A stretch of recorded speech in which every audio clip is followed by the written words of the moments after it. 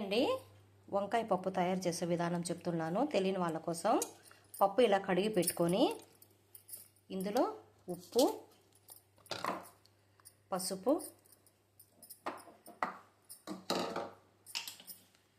పచ్చిమిర్చి, టమోటా, చింతపండు, వెల్లుల్లి, ఉల్లిపాయ, కొత్తిమీర, కరివేపాకు ఇవన్నీ వేసేయాలండి. ఇందులో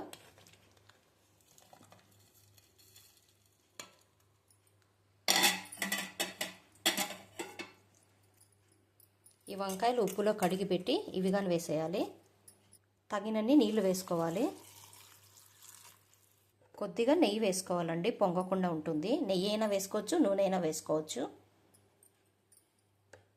ఇప్పుడు ఇది ఇట్లా బాగా కలబెట్టేసి ఇంకా 3-4 విజిల్స్ వచ్చేంత వరకు పొయ్యి మీద పెట్టాలి.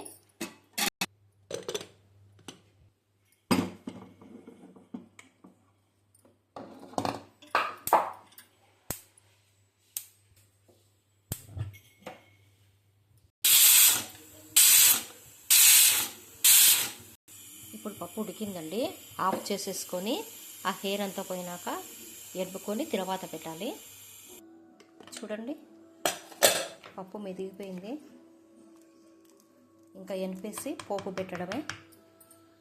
దీంట్లో ఉండే నీళ్ళన్నీ తీసేసి సైడ్కు పక్కకు తీసేయాలి. ఇప్పుడు ఎనుపుకోవాలండి.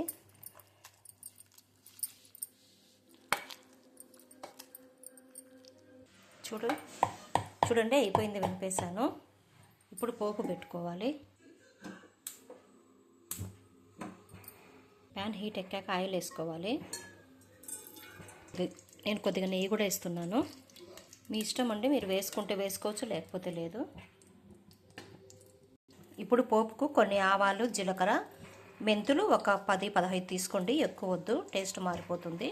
తర్వాత కరివేపాకు, ఎండుమిర్చి, తెల్లగడ్డలు, ఎర్రగడ్డలు అండి. ఆయిల్ హీట్ ఎక్కుతానే ఈ పోపు దినుసులు వేసేసుకోవాలి.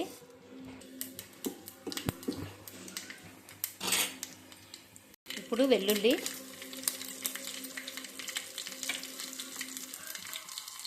ఉల్లిపాయ ఇవి కొంచెం ఎర్రగా కావాలండి, కొంచెం వేగాలి ఇవి.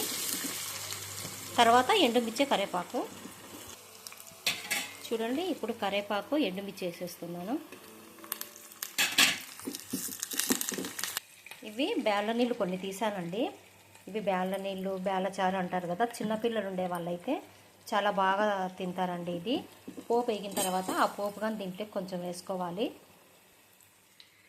చూడండి, పోపు ఎగిపోయింది. ఇప్పుడు ఈ పోపు కొంచెం దీంట్లోకి వేయాలి. ఇది చిన్నపిల్లలకు బేళ్ళచారు అండి. బేళ్ళచారు, బేళ్ళ నీళ్ళు అంటారు కదా, అది చిన్నపిల్లలు ఉండే వాళ్ళైతే చిన్నపిల్లలు బాగా తింటారు అన్నము. ఇప్పుడు పప్పు ఎగిపోయిందండి, వేసేస్తున్నాను.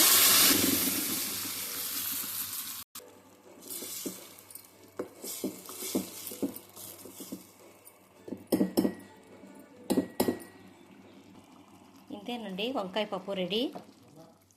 ఇది చాలా బాగుంటుందండి, తప్పకుండా ట్రై చేయండి.